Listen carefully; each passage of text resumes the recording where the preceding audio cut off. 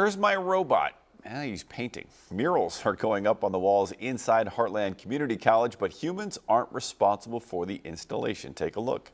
A robot is painting 4 murals inside the buildings at the college in Normal today and tomorrow. There it is. The college hired a company called Latitude Signage and Design, which claims this method is more sustainable using plant-based materials.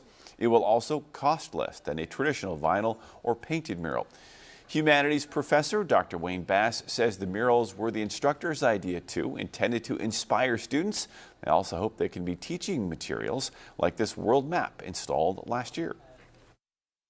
Aristotle defined art as something that teaches and delights.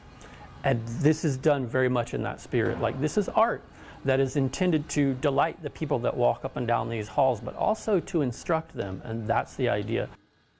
Yeah, the 3 murals will include a 2-scale solar system, the periodic table of elements, and a muscle and skeletal anatomical model. These murals all made possible through an internal innovation grant fund set up by the college, providing $8,000.